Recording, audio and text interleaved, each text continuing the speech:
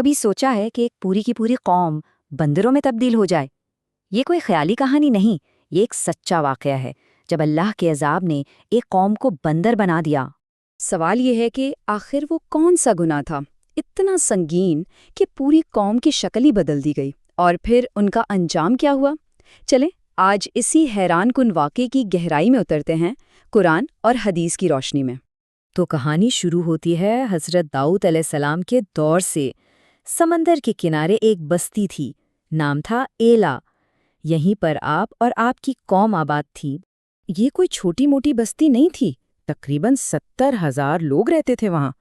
اور کیا خوشحال لوگ تھے، اللہ کے فرما بردار، ہر طرف نعمتوں کی بارش، سرسبز باغ، اور اللہ کا خاص فضل تھا ان پر۔ سب کچھ بہترین چل رہا تھا۔ اب دیکھیں سمندر کے پاس رہنے کا سب سے بڑا فائدہ کیا ہوتا ہے؟ مچھلی، اور ان کے پاس تو مچھلی کی جیسے بہتات تھی۔ لیکن یہیں سے ان کی آزمائش کا آغاز ہوا۔ اللہ تعالیٰ نے حضرت داؤد علیہ السلام پر وحی نازل کی اور حکم دیا کہ اپنی قوم کو ہفتے یعنی سنیچر دے دن مچھلی کے شکار سے روک دیں۔ اور بس یہیں سے قوم کی تباہی کا سامان شروع ہو گیا۔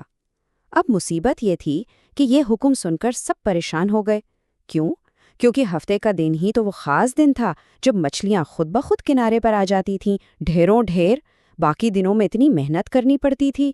انہیں اندازہ ہی نہیں تھا کہ یہی تو اصل آزمائش تھی۔ تو پھر ہوا یہ کہ شیطان نے اپنا کام دکھایا۔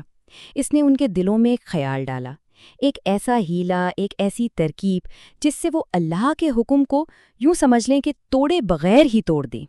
اور چال بھی کیا کمال کی تھی۔ شیطان نے سجھایا کہ دیکھو، سمندر سے کچھ نہریں کھود کر بڑے بڑے تالاب بنا لو۔ ہفتے والے دن جب مچھلیاں تیرتی ہوئی ان تالابوں میں آئیں تو بس پیچھے سے نہریں بند کر دو۔ مچھلیاں اندر پھنس گئیں، شکار تو نہیں کیا نا، اور پھر اتوار کو آرام سے جا کر وہ ساری پھنسی ہوئی مچھلیاں نکال لو۔ اور بہت سے لوگوں کو یہ آئیڈیا بھا گیا، لیکن ان کی عقل پر پردہ پڑ چکا تھا۔ انہوں نے یہ نہیں سوچا کہ بھئی جب مچھلی سمندر سے آ کے تمہارے بنائے ہوئے حوض میں پھنس گئی تو شکار تو ہو گیا نا، اصل کام تو ہفتے کو ہی ہو گیا، وہی دن جس دن اللہ نے اسے حرام کیا تھا۔ اور اس ایک ہیلے کی وجہ سے پوری قوم میں پھوٹ پڑ گئی۔ 3 گروہ بن گئے۔ ایک تو تھے وہ سرکش لوگ جنہوں نے کھلے عام یہ طریقہ اپنا لیا، دوسرے وہ نیک لوگ تھے جنہوں نے سختی سے اس کام سے منع کیا اور خود بھی دور رہے، اور تیسرا گروہ وہ تھا خاموش تماشائیوں کا۔ دل میں برا جانتے تھے لیکن کسی کو روکنے کی ہمت نہیں کی۔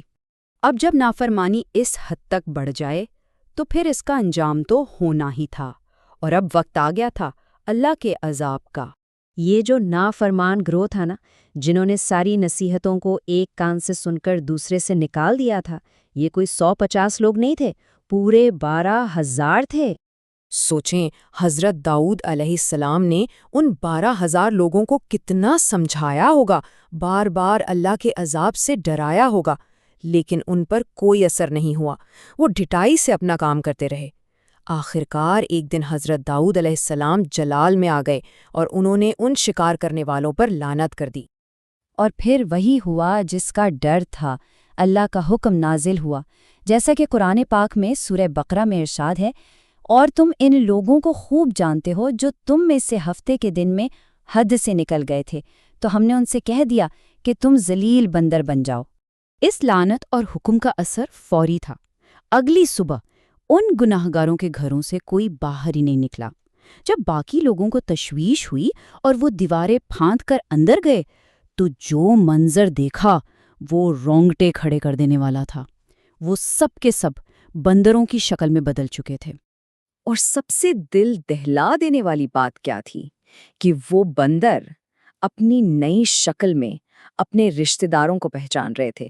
ان کے پاس آتے، ان کے کپڑے سونکھتے اور آنکھوں سے آنسو بہاتے، لیکن بول نہیں سکتے تھے، زبانیں گنگ ہو چکی تھیں۔ اللہ کی طرف سے دی گئی یہ مہلت یا سزا زیادہ لمبی نہیں تھی۔ بندر بننے کے بعد یہ 12,000 لوگ صرف 3 دن زندہ رہے۔ ان 3 دنوں میں نہ انہوں نے کچھ کھایا نہ پیا، بس بھوکے پیاسے ہی تڑپ تڑپ کر سب مر گئے۔ اچھا، اب باقی 2 گروہوں کا کیا بنا؟ تو جن نیک لوگوں نے انہیں روکا تھا، اللہ نے انہیں اس عذاب سے مکمل محفوظ رکھا۔ اور جو لوگ خاموش رہے تھے یعنی گناہ نہیں کیا لیکن روکا بھی نہیں، اللہ نے ان پر بھی رحم کیا اور انہیں بھی اس عذاب سے بچا لیا۔ یہاں پر آ کر کہانی تو مکمل ہو جاتی ہے، لیکن ایک بہت اہم سوال باقی رہ جاتا ہے۔ ایک ایسا سوال جو اکثر لوگوں کے ذہن میں آتا ہے، وہ یہ کہ آج جو دنیا میں بندر ہیں ان کا اس واقعے سے کیا تعلق ہے؟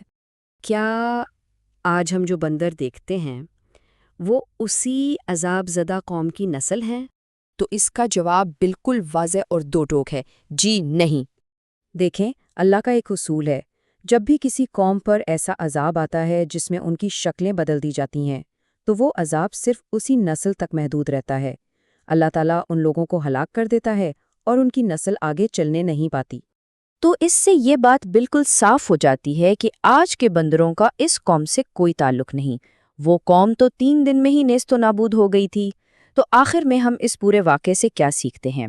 اطاعت کا امتحان، اللہ کے حکم سے بچنے کے لیے ہیلے بہانے تراشنا، اور پھر نافرمانی کا وہ عبرتناک انجام، یہ وہ نکات ہیں جو ہم سب کو سوچنے پر مجبور کرتے ہیں۔